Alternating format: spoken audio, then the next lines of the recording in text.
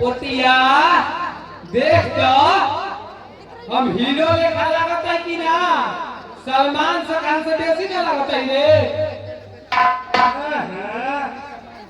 साला हम शाहरुख खान से कम थोड़े लागत है। चुप रह तू करबे हमर दान हम कहा हीरो लागत है आ तू साला दक्षी पुर लागत है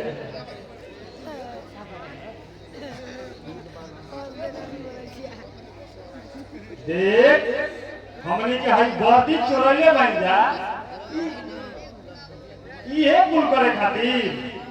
कि कोई से पैसा भी वसूला जाए। हो यार तू तो ठीक है कहता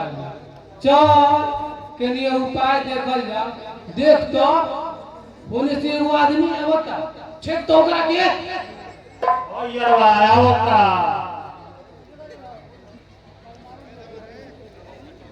ए हेने आओ कहां से आवत बाबा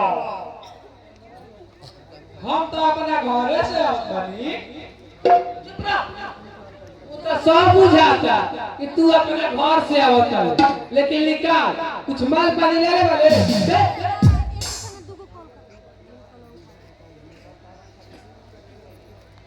सरकार हम तो खाली 2 रुपया ले ले बानी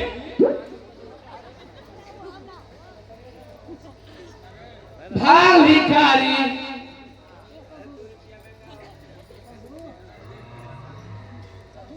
तोरा तो चुलू भर पानी लेके नकिया वही में डूबा मर जाके चल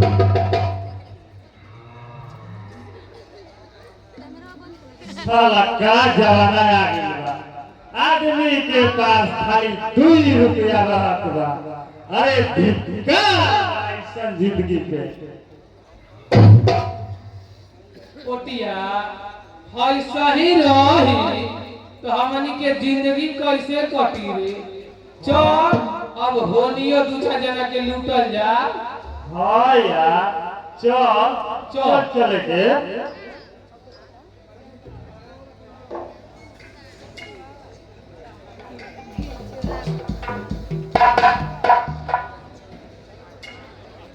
ए भैया यार कोई ना कल पुलिस वाला के देखले हवा हां भाई तू तो नकलिए रहस ऊपर से हमार 2 रुपया वो लेके चल गेला हां भाई बता दो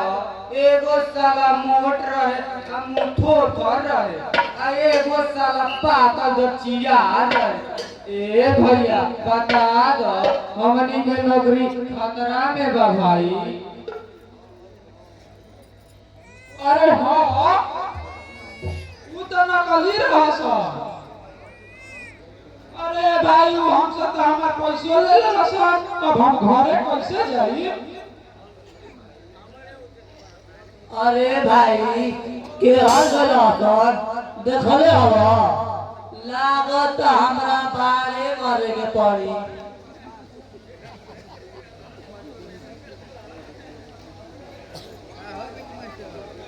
ना यार तू बार ना बने तो जरूर बियाह हुई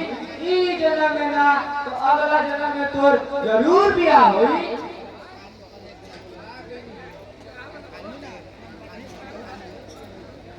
चुप कर तू हमरा के मुआवे के चक्कर में पड़ गइले अरे बुढ़वा बापू हमार तो चाहते बालो तू ओने मर ना जाओ ताकि 20 लाख रुपया लेके आ दूसरू के बियाह करके ऐश करी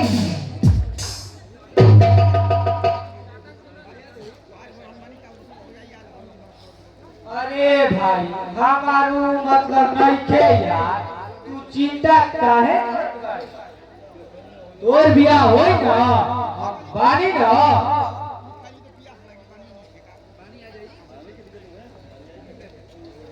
तारा तू अपने बढ़िया रहते ना तो हम अपन गोर की साली से हमार बियाह ना करते वो दुआली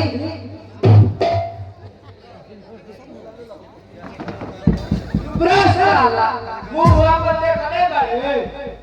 साला बूढ़ा गई चलत बड़े हमर साली से बियाह करे